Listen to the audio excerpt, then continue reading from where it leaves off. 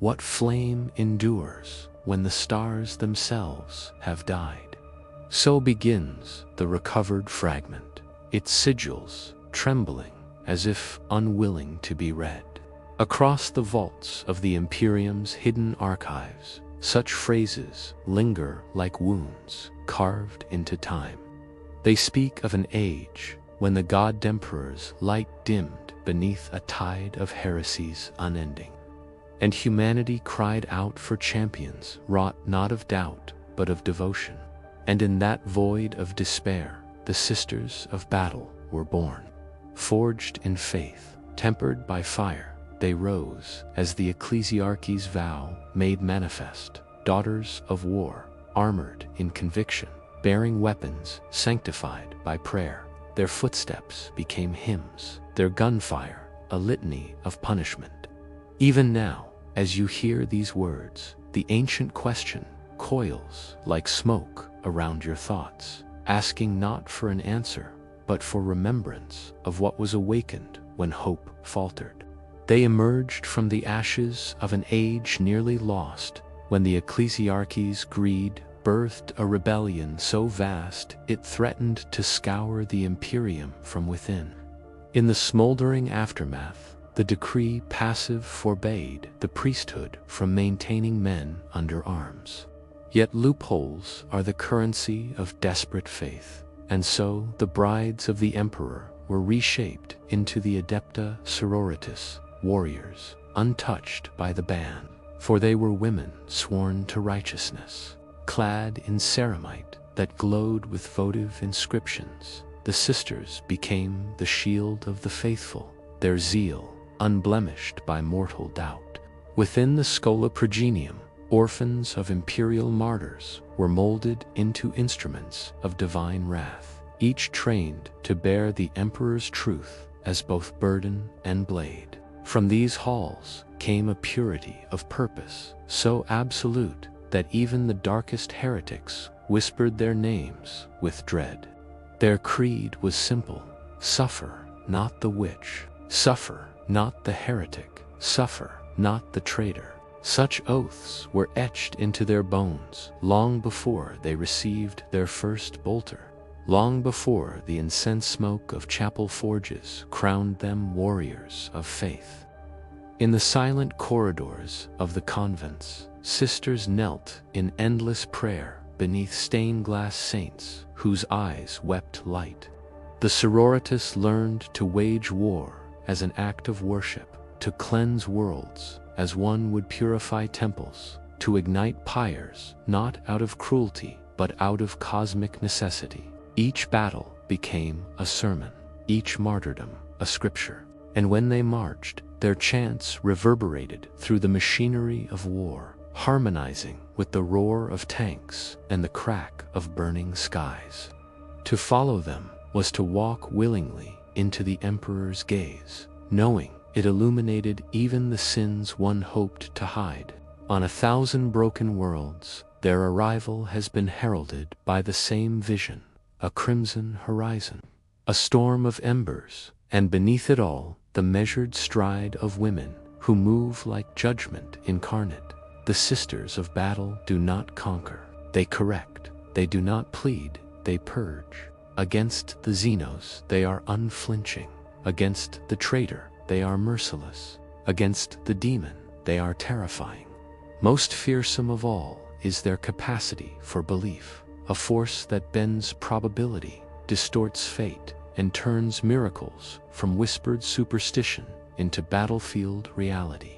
Bolter shells strike truer, flames burn hotter. Wounds that should be fatal become scars, carried forward in silent gratitude.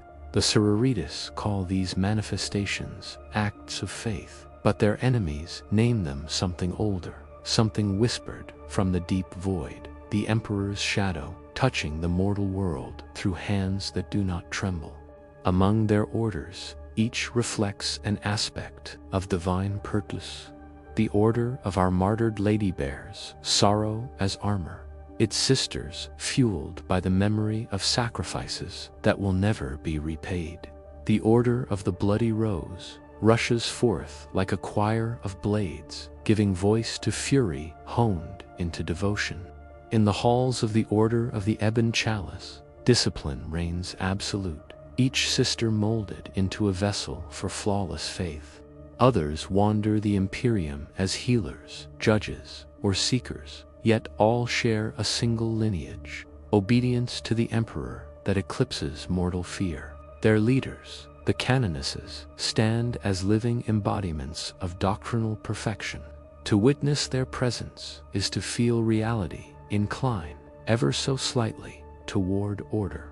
And above them all, a figure half legend, half warning, Saint Celestine, whose radiance defies death itself, a reminder that miracles can bleed.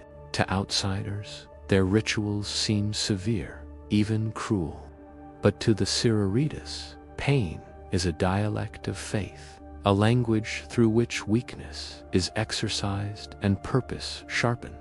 Before battle, sisters immerse themselves in sacred recitations that scrape at the edges of sanity. They bind their hair with purity seals, each inscribed with a vow renewed. Within reliquaries, lit by dying candles, they anoint their armor with oils that smell faintly of old battles and older graves. When the bell of muster tolls, the convent reverberates like a cathedral awakening from deep sleep. Engines roar in response, choirs rise, and the sisters of battle march from their sanctuaries, not as soldiers, but as liturgies made flesh. For them, every war is the Emperor's war, every act of violence an expression of cosmic order. Their hands do not shake, their resolve does not fracture, only the guilty tremble. Their weapons are reliquaries wrought from centuries of piety. A bolter carried by a sister of battle is more than a machine. It is a guardian spirit of gunmetal and scripture, blessed by chaplains who murmur hymns older than the Imperium. Flamers gush holy fire, capable of turning heretical bodies to ash before a scream can leave their lips. Melta charges peel open, armored abominations like rotten fruit, releasing the stench of corrupted souls. Even their vehicles, the immolators and exorcists, roar with ecclesiastical fury, their engines sounding like choirs struggling to break free from metal throats. To be struck by their weapons is to be judged. To survive, even momentarily, is to be reminded that suffering is a currency they spend freely. And when their volleys cease, silence returns not as relief, but as a final benediction for the dead who deserved no mercy. On the fringes of imperial space lies a world the archives refuse to name. Its sky is perpetually bruised, the result of a war so ancient even the astropaths flinch from its echoes. Here, the sisters of battle once made their stand against a tide of demons that poured into reality from a wound torn into the firmament. Records state they held the line for 9 days without reinforcements, their hymns rising louder as their numbers dwindled. Survivors recounted visions, chains of light binding horrors beyond comprehension, wings of fire shielding mortals from the dark, and at the center, a lone sister wreathed in radiance so fierce it burned the shadows themselves. Whether she was a living saint or something far older remains uncertain. But the wound in the sky sealed, the demons fled, and the unnamed world remains silent still. Inquisitors often walk alongside the Sororitas, though alliances are fragile and built on necessity rather than trust. The sisters embody purity, while the Inquisition traffics in secrets and sins too dangerous to voice. Yet when witchfires rise and hidden cults gnaw at the foundations of imperial worlds, these two forces converge with the inevitability of fate. It is said that a sister of battle can sense corruption before it blooms, smell it like smoke from a distant pyre. Inquisitors value this instinct, though some fear it, for intuition guided by faith is not easily controlled. Together they scour hives, burning infection from streets slick with centuries of despair. And though both serve the Emperor, their methods differ in ways that make planets tremble. One delivers absolution through purity, the other through terror. Both leave behind ruins that are, in their own ways, sanctified. Legends persist of miracles that defy cataloging. A sister rising from wounds that should have killed her 3 times over. A bolt round, changing course mid-flight to pierce a traitor's throat. Armor glowing with light that repels demonic claws. Scholars attempt explanations: electromagnetic anomaly, psionic interference, coincidence, elevated by superstition. But the Adepta Sororitas do not seek to justify miracles, they enact them. Faith, they argue, is not belief in the improbable. It is the ability to draw the improbable into being. Some whisper that in their presence, the Emperor's will becomes tangible, not as metaphor or prayer, but as physics rewritten. Those who witness such phenomena describe a sensation like standing too close to the truth, unbearable, luminous, impossible to survive unchanged. Miracles uplift, miracles destroy, and the sisters walk forever at their threshold. Yet beneath the hymns and flames lies a quiet sorrow the Sororitas seldom reveal. For though they fight in the Emperor's name, they are denied the comfort of knowing whether he hears them. Their lives are an unending cycle of prayer and war, devotion and loss, sacrifice and silence. Each sister carries within her a wound shaped like a question. Is faith still enough when the galaxy burns on every horizon? They do not voice this doubt. They drown it in service, in ritual, in the reassurance that if the Emperor does not answer, then perhaps answering was never his role. Still, at night, in the brief hours when battlefields fall quiet, one might find a sister staring into a dying fire, wondering if the warmth she feels is divine presence or the simple heat of fading embers. And so the chronicle concludes, its final lines scorched as though erased by a hand fearful of what comes next. It speaks of a future war already stirring, of shadows that have learned to mimic faith, of a silence within the Astronomicon that flickers like a failing heartbeat. The sisters of battle stand ready, their devotion unbroken, their resolve sharper than any blade. Across the Imperium, their chants rise once more, echoing through cathedra, trenches, void ships, and the forgotten corners of dying worlds. But in the fragment's last breath, a single unanswered sentence lingers, a warning or perhaps a revelation interrupted when the final miracle fails. The script ends there, abruptly, as if the scribe were pulled away mid-stroke, and somewhere in the dark something shifts, awaiting the moment when faith alone will no longer be enough. When the final miracle fails, the words still hang like ash in a ruined cathedral, unfinished, trembling, fearful of their own meaning. In the echo of that broken line, the Imperium draws breath as though waking from a nightmare only to find it carved into reality. Across a bridge of forgotten years, visions seep through cracked stone and fractured memory. Sisters walking through halls where statues whisper, priests kneeling before altars that bleed, soldiers praying into vox lines that return only static. The question left unresolved coils through every mind, a serpent born from doubt, seeking a heart to strike. Even the saints carved in marble seem to bow their heads as though dreading the answer. And in this silence, the galaxy turns, slowly, painfully, toward revelation.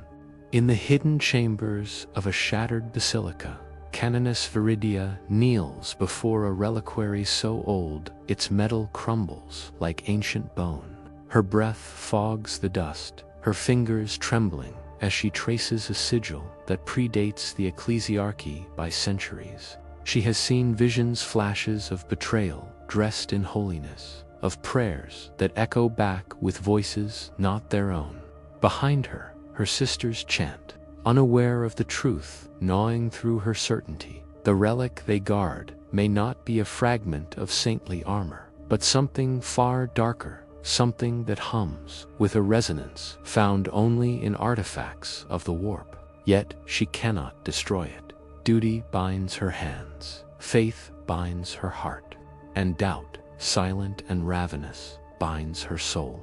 A confessor marches through the ruins of a hive whose people once worshipped the emperor with fervor enough to choke the air with incense. Now the streets are lined with pyres built from their own dead, victims of a heresy no one will name aloud. He hears their final confessions in the soot-smothered dark whispers of statues that blinked. Hymns sung backward by unseen mouths, shadows that mimicked human shapes, just a breath too slowly. But what haunts him most are the words spoken by a dying child, her voice barely a thread of sound. They prayed, "Father," but something else answered. He has not repeated this confession. To speak, it would give it life. And yet, each night, he wakes to the sound of that small voice, finishing prayers he has not yet begun. The sisters of the Ebon Chalice gather in council deep within the vaults of Ophelia the Seventh, their armor dimmed, their faces grim. Reports pile like graves around them, incidents of misplaced sanctity, contradictions in saintly vita, and miracles that flicker like dying candles rather than blaze with holy certainty. Across the stone table lies a parchment sealed by the Inquisition itself. None dare break it, none dare ignore it. The Canoness Superior's voice is steady, but each word lands like a tolling bell. There are fractures forming in our doctrine. The others do not speak. They have known this truth for longer than they admit. Faith is their weapon, their marrow, their breath, and yet they feel it slipping like sand through armored fingers. The thought that the Emperor's silence might be more than mere distance taints the air like poison. On a distant moon, circled by debris fields of forgotten wars, a sister hospitaller tends to a wounded guardsman whose eyes stare at horrors unseen. His mind is shattered, his faith a broken shard cutting into his thoughts. Between trembling gasps, he recounts a battle fought in perfect formation till his regiment began firing upon shadows shaped like the sisters themselves. "They were you," he whispers, turning his gaze upon the hospitaller with terror. Same armor, same hymns, but the hymns were wrong, the words backwards, like the dead praying. She assures him he hallucinated, but her pulse betrays her. Only days before, she too heard an echo chant that came from no sister, no vox unit, no living throat. She prayed it was memory. She fears it was prophecy. Within the catacombs, beneath a once holy shrine, an inquisitor stands alone before a mural hidden beneath centuries of plaster. The artwork reveals an image of the emperor not triumphant, not radiant, but shrouded, his face obscured, his hand extended, not in blessing, but in warning. Around him stand figures, unmistakably resembling the sisters of battle, though their armor is fractured, their halos broken, their eyes blindfolded. At the mural's feet lies a single line in ancient script: "When faith blinds, truth flees." The Inquisitor feels an unfamiliar tremor of fear. This shrine was sealed long before the Sororitas existed. How then could they appear here? And why does he feel as though the painted emperor is watching him, waiting for him to turn away so the mural can change? A choir of novices practices in a storm-racked chapel, their voices rising in crystalline purity. But among their harmonies is a note that does not belong, low, discordant, almost subsonic. It vibrates through the stone, through the bones, through the soul. The choir mistress halts the hymn, but the strange vibration continues, a heartbeat longer before vanishing. The novices look at each other with wide, terrified eyes. None of them sang it. None of them could. That night, the choir mistress wanders the chapel alone, seeking the source of the wayward note. In the dark, she hears it again, this time spoken, not sung. Your faith is strong, but borrowed. The voice is neither male nor female. It is familiar, it is wrong, and it is growing closer. At the heart of a void ship, drifting between war zones, a sister dialogus pores over corrupted archives retrieved from a derelict astropathic relay. The data spirals through paradoxes, records of battles that never occurred, saints who were never born, victories the Imperium does not claim. Yet buried beneath the noise, she finds a single recurring phrase embedded in a dozen dead languages: the false dawn. It appears alongside diagrams of winged figures with faces erased, their visages replaced by blank voids. The ship trembles as if reacting to the discovery. The dialogus whispers a prayer for guidance. No answer comes. Only static, soft at first, then rising until it nearly forms words. Across a battlefield, smoldering beneath a dying sun, Sororitas' forces encounter an enemy unlike any before, armored silhouettes bearing the fleur-de-lis, moving with the grace and precision of sisters, yet corrupted, distorted, their armor fused with writhing flesh or cracked like dried bone.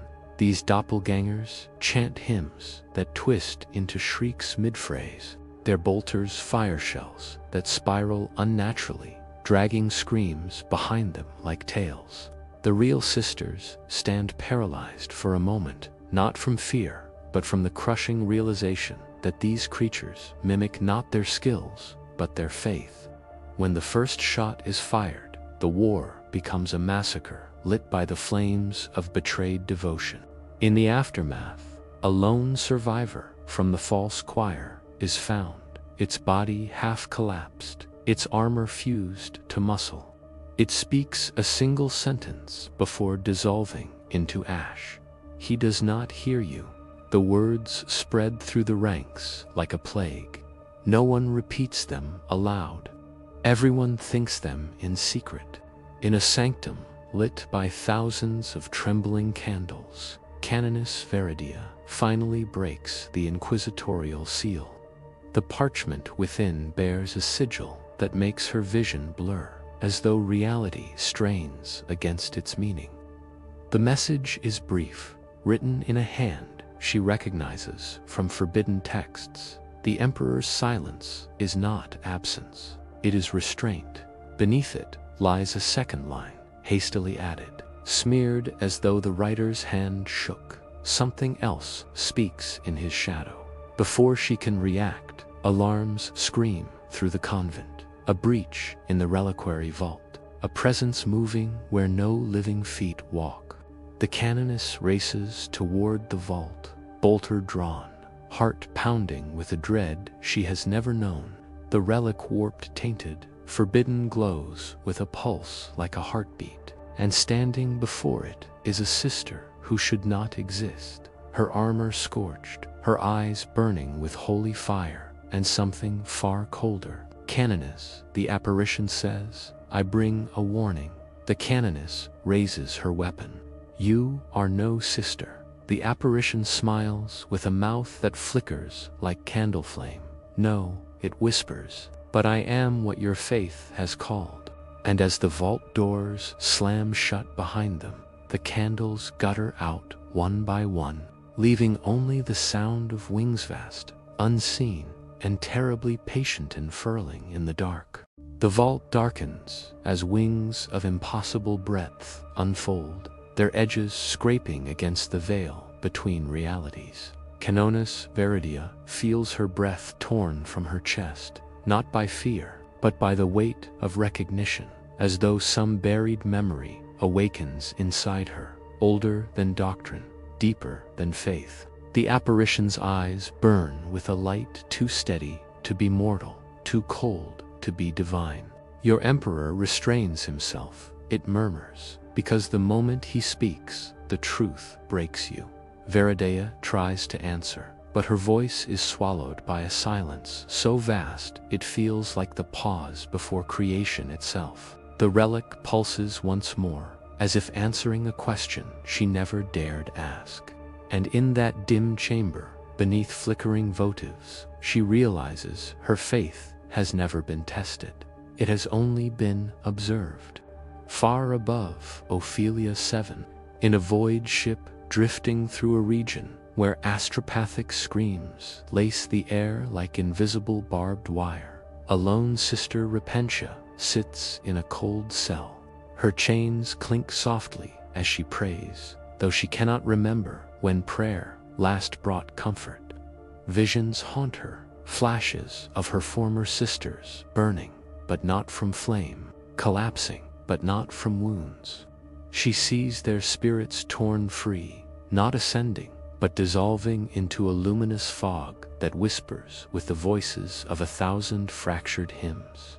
When she closes her eyes, she hears a heartbeat echoing through the hull, not the ship's, not her own. Something ancient paces beyond the bulkheads, its footsteps measured, patient, and growing nearer. She wonders if this is punishment, or if perhaps this is the first time she has truly been heard. Across a war-torn manufactrum world, a confessor records the dying testimony of a soldier whose mind flickers like a failing lumen. Between gasps, the man describes a battlefield where reality softened, sagged, then tore, and from that wound came a multitude of faceless forms wearing the likeness of saints. They did not attack, they simply watched, unmoving, as both imperial and heretic forces slaughtered each other. They judged us, the soldier whispers, but their judgment was disappointment. The confessor's quill trembles. Saints do not appear to men without faces. Saints do not watch in silence. Yet he has seen the same faceless watchers in the corners of his own dreams, still vacant, humming with a sorrow that is almost tender. He ends his record with a prayer that feels hollow. Doubt bleeds into the parchment, staining it darker than ink. Within the shadowed libraries of an inquisitorial fortress, a scholar penitent sifts through forbidden tomes that whisper when opened. One text, bound in vox-ilanced steel, reveals a thesis buried since the age of apostasy, that the emperor's greatest miracle was not his ascension, but his restraint, that he withholds his voice not to punish, but to protect. The scholar's lantern flickers as she reads of a forgotten sect who believed the emperor's true nature would unravel lesser minds, not because it was monstrous, but because it was too immense, too complete, too final. The margin notes warn, to hear him is to end choice. To end choice is to end humanity. The scholar closes the tome with trembling hands. Outside, something heavy drags itself past the door, muttering prayers in a voice that imitates her own. Beneath the ruins of a cathedral, shattered by orbital bombardment, a sister Dialogus kneels amid broken icons. She presses her ear to a still warm stone and hears a whisper rising from deep below, a language older than High Gothic, older than Terra's forgotten tribes. It speaks with a tone that resembles mourning. You were not meant to be weapons, it sighs. You were meant to be witnesses. She jerks back, heart racing. Earth should not speak, ruins should not grieve. And yet, as she stumbles away, she notices something etched into the shattered floor. lines carving outward in concentric patterns, not random fractures, but sigils, forming an eye beneath the rubble, an eye weeping dust, an eye wide open. In the void above a plague-ridden world, an entire Sororitas fleet halts without command. Hymns die mid-verse, voxlinks fall to static. A psychic pressure builds, not hostile, but unbearably curious, like the gaze of a godchild bending low to examine its toys. Sisters collapse in their pews, armor clattering against deck plates as visions drown them, glimpses of time before the Imperium, before the Emperor walked Terra, before humanity knew itself. A vast silhouette looms in these visions, not demonic, not angelic, but something that observes, learns, mimics, something that once walked beside mankind, unseen. When the pressure releases, dozens lie dead. Those who live wake with a single phrase burned into their thoughts. We did not abandon you. You abandoned us. Canoness Veredia stands before the apparition, bolter raised, though her hands shake with revelation more than fear. The creature's wings ripple like smoke trapped in glass. What are you? She demands. The figure tilts its head. Reflection, it replies. Memory, possibility.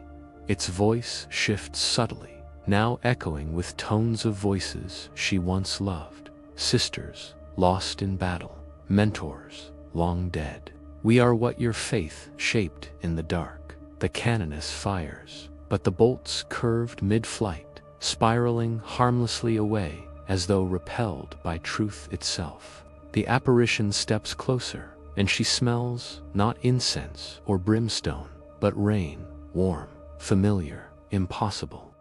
The Emperor does not fear the warp, it murmurs. He fears what humanity creates inside it. Deep within the Schola Progenium, a young novice wakes screaming, every candle in her dormitory extinguished. The other girls hush her, but she cannot stop trembling. In her dream, she walked through Terra's golden throne chambers, not as they are, but as they once were.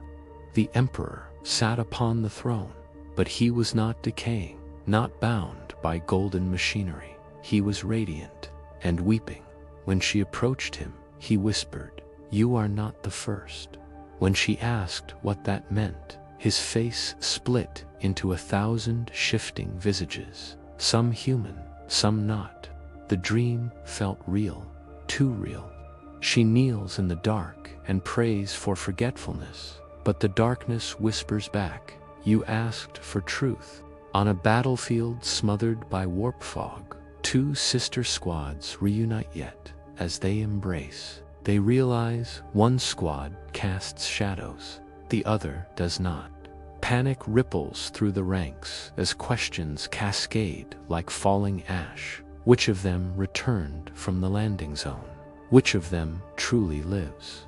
One group insists they fought demons, the others insist they fought heretics. Their memories align, then fracture, then contradict entirely.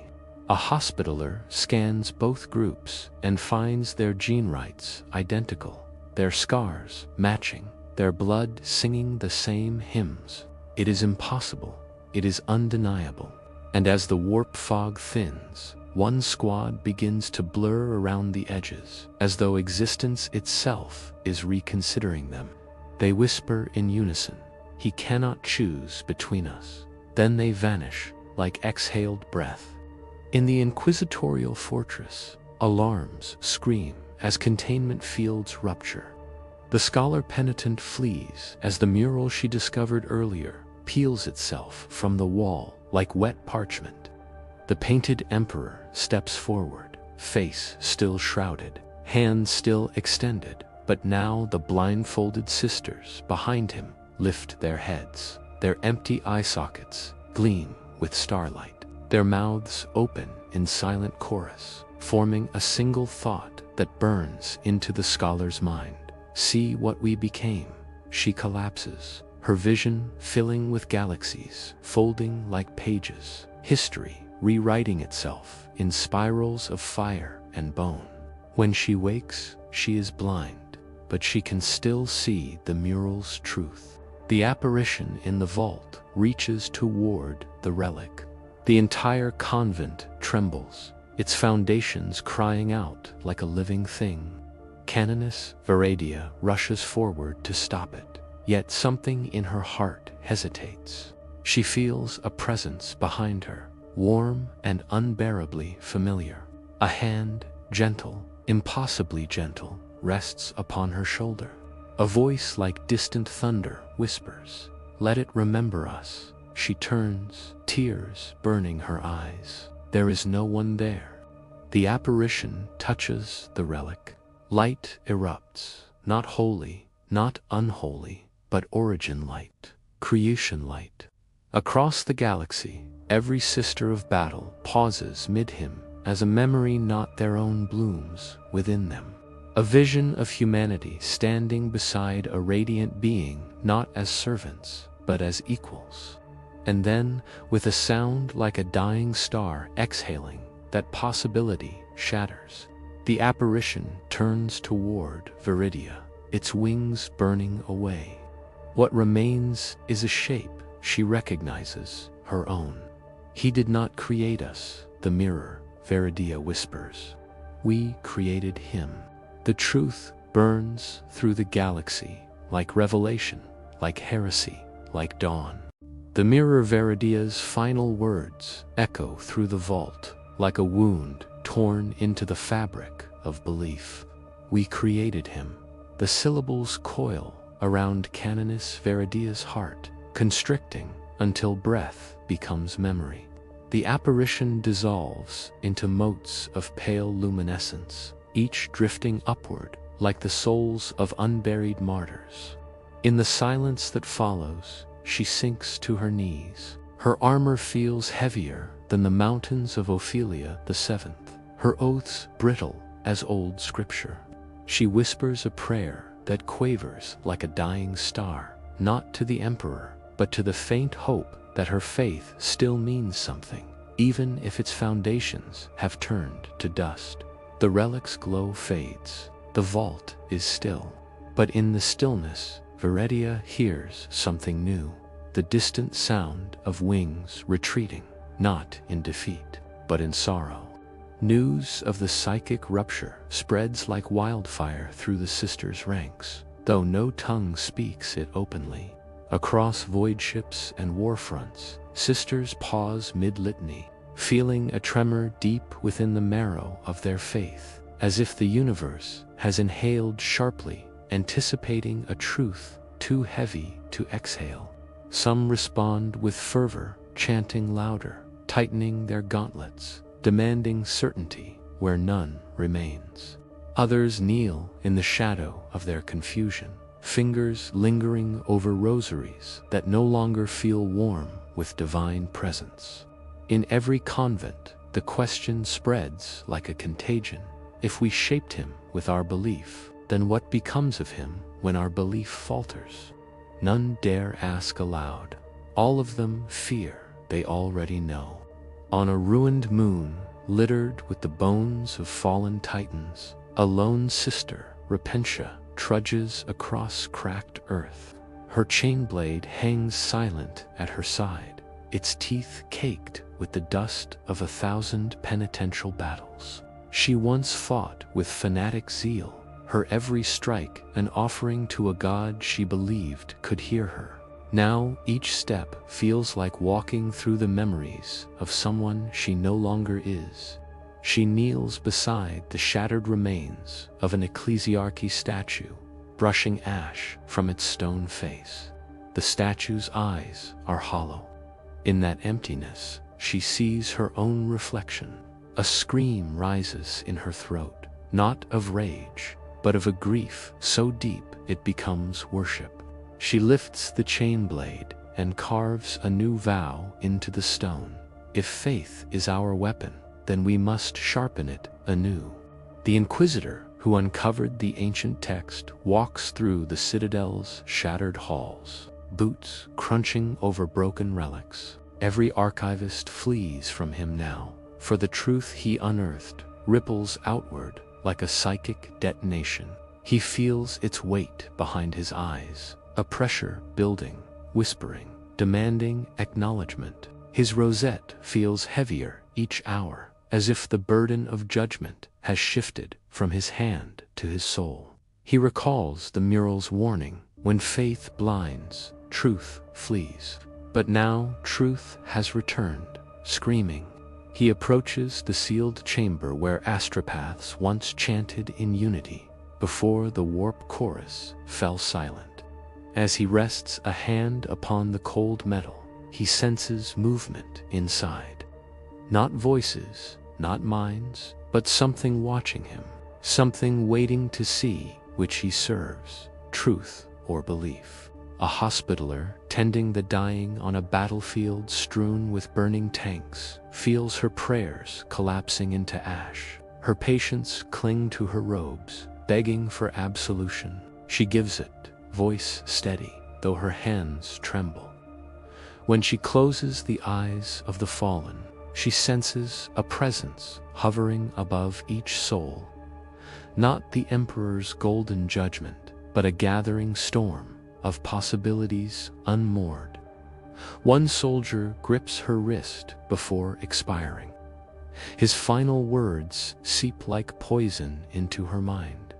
What if he was never meant to be worshipped? What if he was meant to be followed? She stands long after his breath stills, tears streaking her ash-covered face. She realizes with horror that she no longer knows the difference. In a cloister of the Ebon Chalice, sisters burn entire libraries of doctrinal commentary, the pyres sending sparks, spiraling like lost spirits. They chant to drown out the whispers rising from the flames, voices born from forbidden pages, murmuring of alternate histories, discarded truths, unreal futures. One sister hesitates with a tome bound in human skin. It thrums like a heartbeat in her grasp. The cover bears no sigil, only a handprint scorched deep into the flesh. She opens it and sees only a mirror of her own face staring back. The reflection blinks. She drops the book, staggering away as its pages turn themselves, revealing nothing but blank parchment, until the final page, where one sentence appears in fresh blood. We remember what you forgot. A skittery cohort on a distant forge moon detects a signal in the warp, a harmony so precise it defies the randomness of psychic noise. When decoded, it forms a single chanted phrase that matches no known human dialect. Yet sisters stationed planetside feel it resonate through their bones. It is a hymn without words, a liturgy of raw intent, as if something vast and ancient hums in recognition of their doubt. The Mechanicus warns that the signal originates not from the Emperor's light, but from a place older, deeper, perhaps beneath reality. The sisters listen anyway. For some, it feels like coming home. For others, it feels like falling. On the front lines of a Tyrannid incursion, Canoness Superior Meritrex leads her sisters into battle, even as her mind reels. Bolters, thunder, flamers roar, yet her focus drifts toward a sensation pressing against her thoughts, a pulse, steady and immense, echoing from somewhere far beyond the warp. The Tyrannids falter mid-charge, their synapse links momentarily severed by the psychic shockwave. Meritrex recognizes the sensation, the same cold sorrow she felt when the false choir vanished. She rallies her forces, but her voice wavers. The battlefield feels suspended, as if the galaxy holds its breath, waiting for her to choose whether she marches for truth or tradition. The novice who dreamed of the weeping emperor now wanders the corridors of Terra Scola. guided by whispers no one else hears. They call her by a name she has never known, a name that tastes like starlight and grief. Doors open for her. Lights flicker. Statues bow. She enters a long-abandoned chapel where dust lies thick as burial shrouds. At the altar stands a single figure, neither living nor dead, composed of light, shadow, and memory. It gestures for her to approach. You asked what it meant to be the first, it murmurs. But now you must learn what it means to be the last. The novice's pulse quickens, yet she steps forward. She feels destiny tightening around her like a noose woven from hope. In the void ship, where sisters and their duplicates once clashed, the surviving squad gathers in silence. They await orders that will never come, for their canoness no longer trusts the chain of command. Doubt sits among them like a seventh sister, quiet and attentive. One sister cleans her bolter with ritual precision, but her hands shake uncontrollably. Another stares into the lumen glow, haunted by the memory of her own face dissolving into light. They speak no heresy aloud, yet the unspoken truth binds them. If the warp forged reflections from their faith, then what else might it forge from their despair? The inquisitorial citadel quakes as a psychic storm blossoms overhead. The scholar penitent, newly blind, navigates by instinct through corridors that bleed whispers. She senses the shift before any alarm blares, a rending of the veil, not by demonic talons, but by something gentler, sharper, inevitable. She reaches the central chamber, just as lightning of pure thought tears open the sky. Through her sightless eyes, she perceives a figure descending in radiance, not the emperor, not a saint, but a silhouette shaped by the collective longing of billions. It carries neither weapon nor halo, only truth. The vault on Ophelia 7 shatters like glass under the pressure of revelation. Canoness Veridia rises amid the debris, her armor cracked, her heart aflame. Above her, the relic burns with a new light, not holy, not unholy, but human. And from that light steps a presence wearing no face, no name, only purpose. The galaxy trembles. The sisters across space feel their hearts seize in unison. Something final is approaching. It reaches for Veridia, not in command, but in invitation. The time has come, it whispers, voice built from 1,000 prayers and 1,000 doubts. Choose what he could not, and with that impossible choice looming, fate draws breath, ready to strike. The lightless figure before Veridia shifts, not with motion, but with decision, as though the universe itself tenses around it. The vault air thickens, humming with the weight of untold centuries. Veridia's heartbeat slows, each pulse a drumbeat beneath a funerary sky. Her faith fractures and reforms in the same breath, not as doctrine, but as longing. When she reaches toward the figure, its form splinters into radiant shards, not attacking, but unfolding. Each fragment shows a memory, not hers, battles fought before mankind learned fire, prayers whispered by beings who never knew the Emperor's name, truths carved beneath creation's first scream. The visions cut, burn, sanctify. Veridia staggers, but does not fall. The figure reforms behind her, whispering in a voice woven from her own doubts. Every god begins with a witness, and she understands that this moment, her choice is the fulcrum on which the galaxy tilts. Across the stars, sisters fall to their knees as the psychic storm blossoms. Not a roar, but a single, unbroken note pours through the warp, steady as a heartbeat, mournful as dying starlight. Bolters clatter from shaking hands, helmets bow, liturgies seize on trembling tongues. The note carries no doctrine, no command, only the unbearable weight of possibility. On a battlefield of ash, a sister superior raises her head, eyes wide with horror and awe. The Tyranids around her halt mid-charge, frozen as though listening. For a breathless instant, predator and prey kneel under the same invisible hand. The note deepens, vibrating through armor, bone, soul, and then it fractures, a shattering cry that rends the sky. The Tyranids scream in answer, psychic agony bursting through their ranks. The sister superior grips her blade, understanding nothing except that faith itself has been struck. In the ruined chapel, where the novice meets the formless being, silence sharpens to a blade.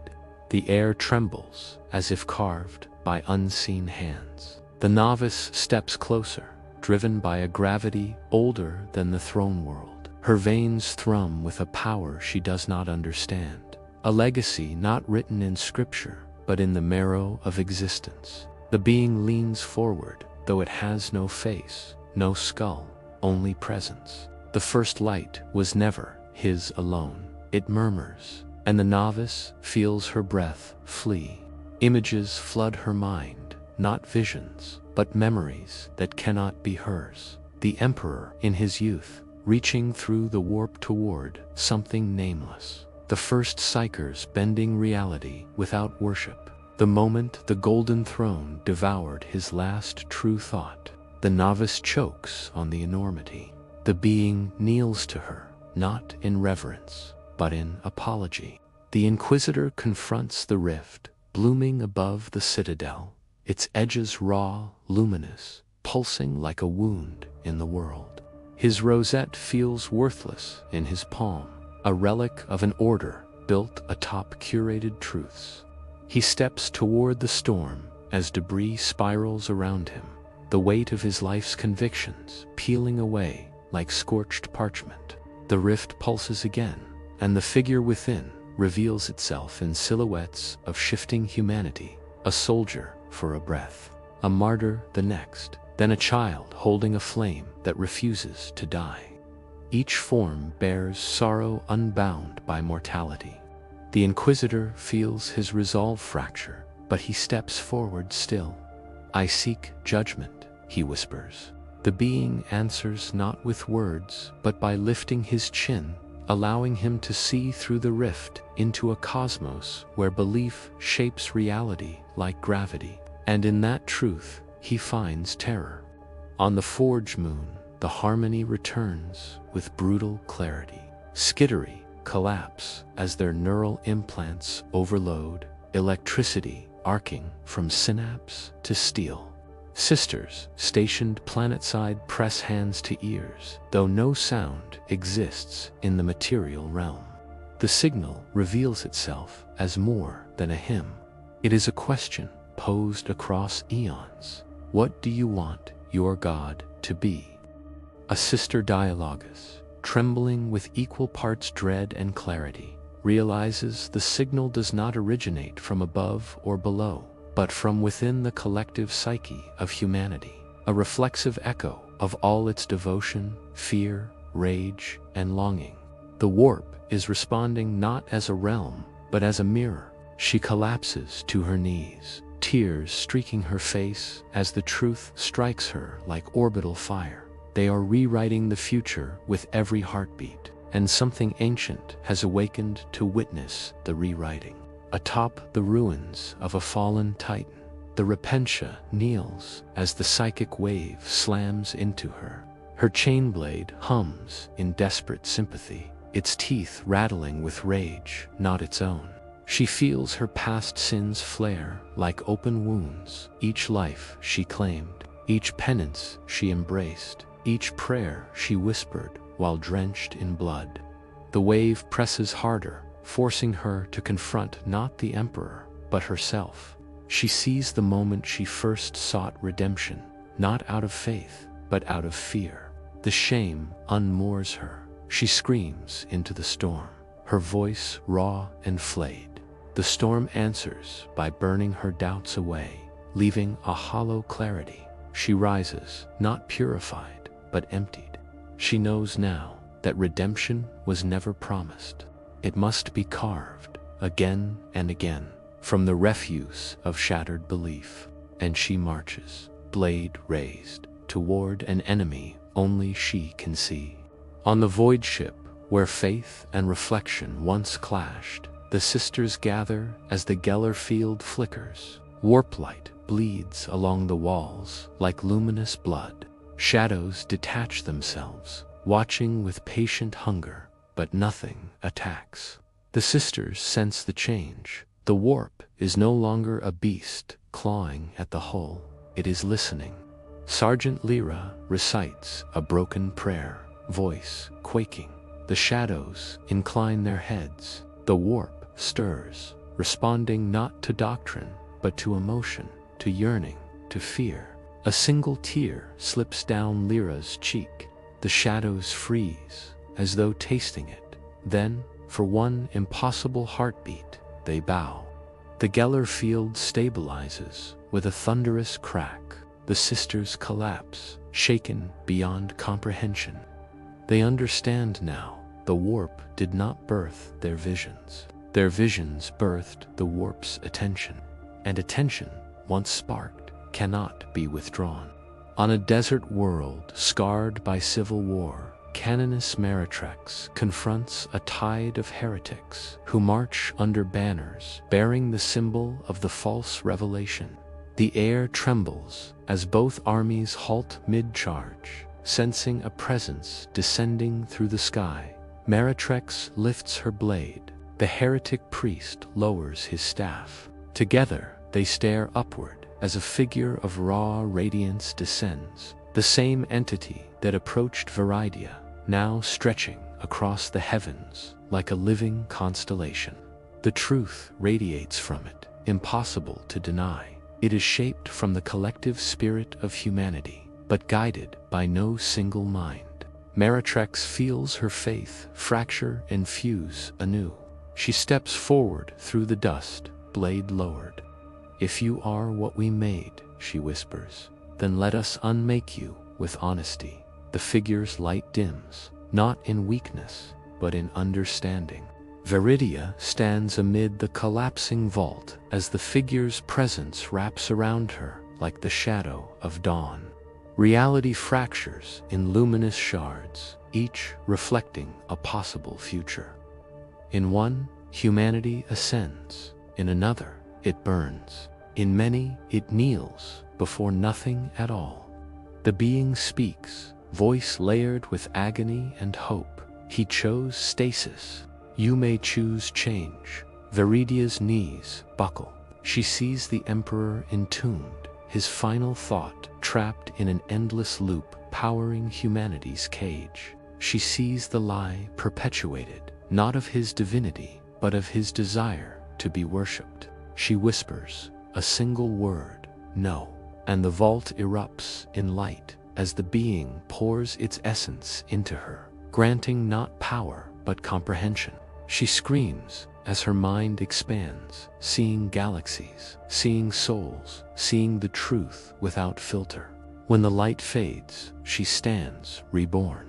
The novice, guided by the faceless being, steps into the heart of Terra's hidden catacombs, her steps echoing like distant gunfire.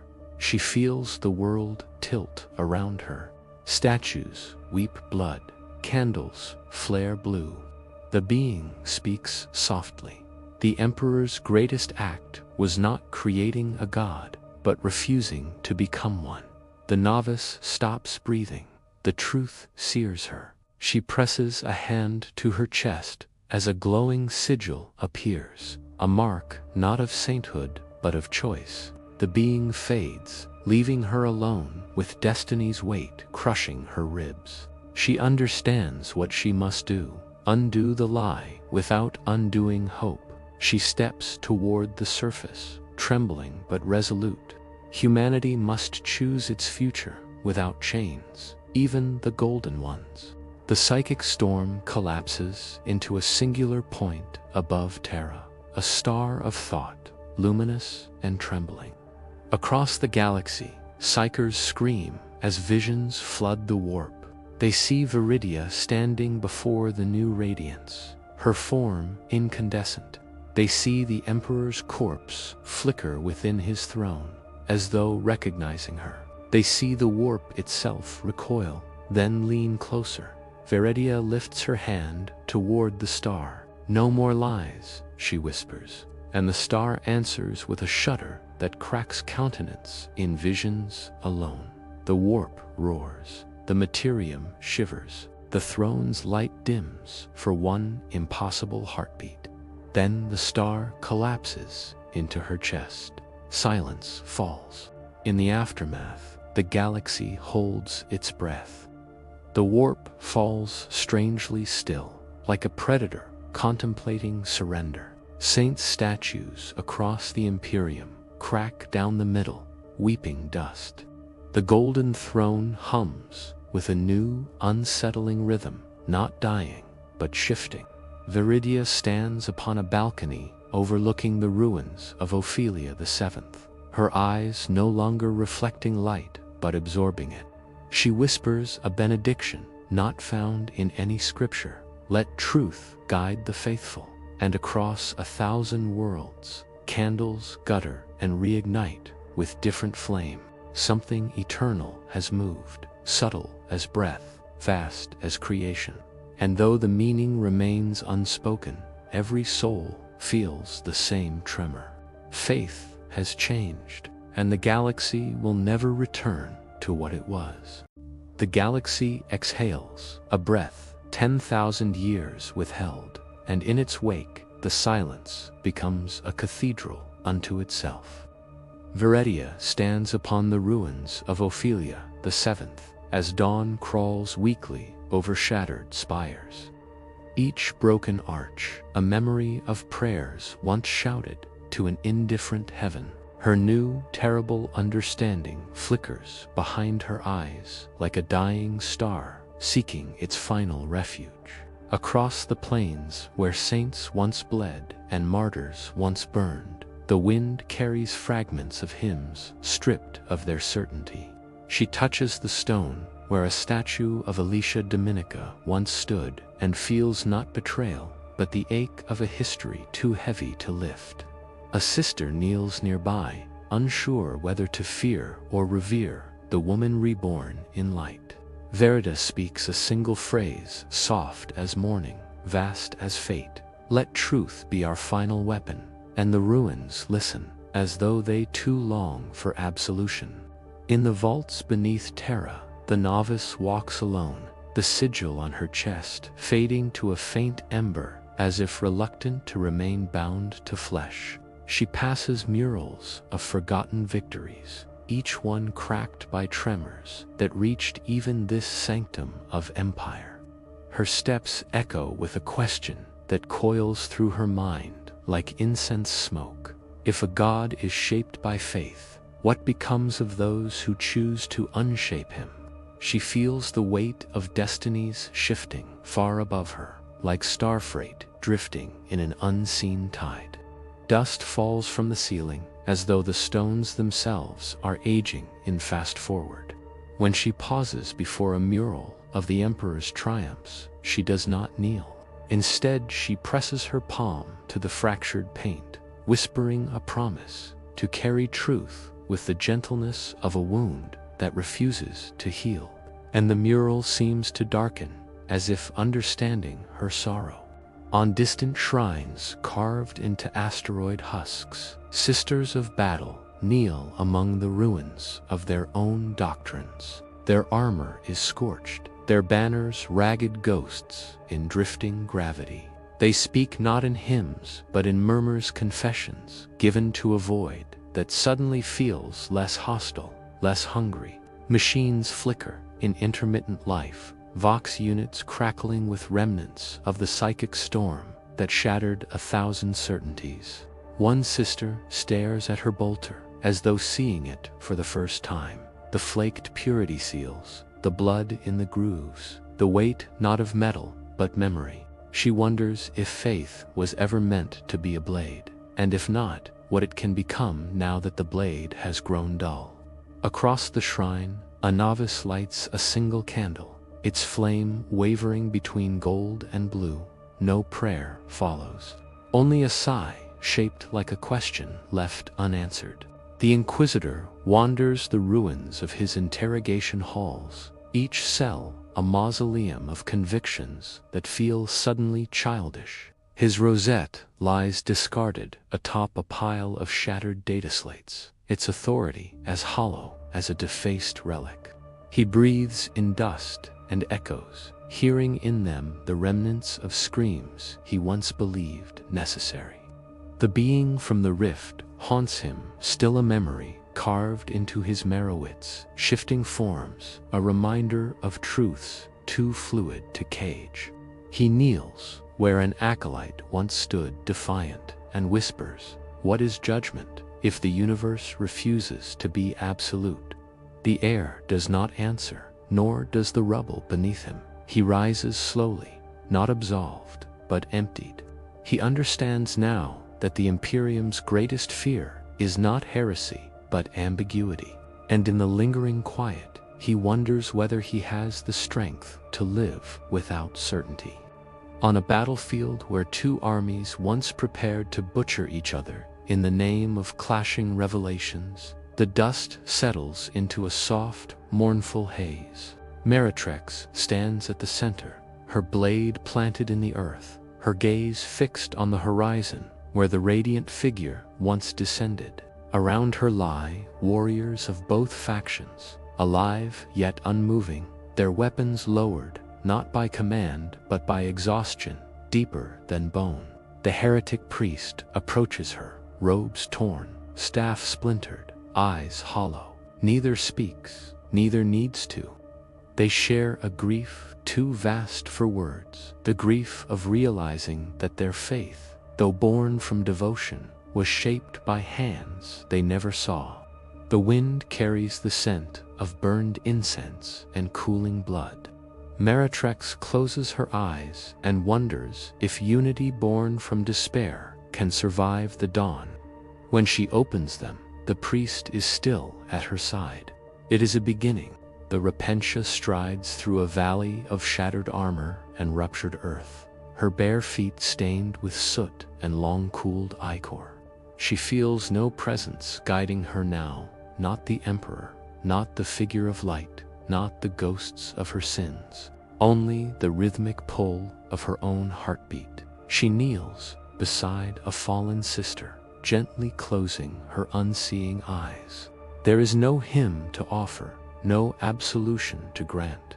The silence is a kindness. As she rises, her chain blade remains at rest, its teeth dormant, as though understanding this moment demands peace. She walks onward, questioning whether redemption can exist without a god to witness it. The thought chills her, yet it frees her. When she reaches the ridge overlooking a cratered horizon, dawn breaks, weak but steadfast. She whispers a vow to seek forgiveness, not from the divine, but from those she harmed, and the wind carries it gently away. The void ship glides through warp tides that now stir more like a slumbering sea than a storm of gnashing horrors. Lyra stands upon the command deck, watching faint motes of luminescent shadow drift harmlessly past the viewing ports, like embers of some vast celestial funeral pyre. The crew does not speak. They are captivated by a serenity they once believed impossible. Lyra lays a hand on the glass, whispers a fragment of the prayer she recited during the storm. The shadows pause, as if remembering. For a heartbeat, she feels them listening again, but not with hunger, not with malice, with curiosity. When the warp current shifts and the ship glides safely into real space, the crew exhales as one. Lyra closes her eyes. She wonders if the warp has truly changed, or if humanity has simply changed the way it dreams. Either answer frightens her. Either answer offers hope. Upon Terra's highest parapets, thunder rolls across a sky choked with dust and golden ash. The throne hums below with a faltering rhythm, half lullaby, half warning. Tech adepts swarm like frantic insects, their whispers desperate. None know what the new pulse signifies. Some fear death, others dare to hope for rebirth. The novice emerges from the catacombs, stepping into the sun's pallid glow, feeling its warmth, as though for the first time. She gazes at the distant hulk of the palace and senses a consciousness stirring, neither awakening nor fading, but shifting. The sigil on her chest cools to a faint outline. She wonders if the Emperor feels regret or pride or nothing at all. The wind carries her question toward the throne, but no omen follows, no voice in her thoughts. She realizes then that silence is its own answer, and she bows her head not in worship, but in farewell. On Ophelia 7, Viridia moves among the survivors' sisters, who look upon her with awe, fear, hope, or confusion. She offers no proclamations, no new scriptures, no revelations to replace the old. She speaks only comfort to the wounded, strength to the weary, and silence to those who seek certainty.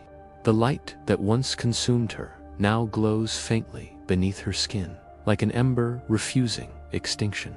At night, she walks alone through the ruins, tracing the scars of battle with trembling fingers. She asks herself whether she has become a vessel or a warning, whether humanity will rise shaped by truth or fracture beneath it.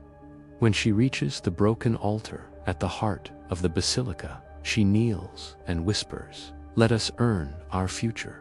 The words echo in the hollow chamber, fragile as hope.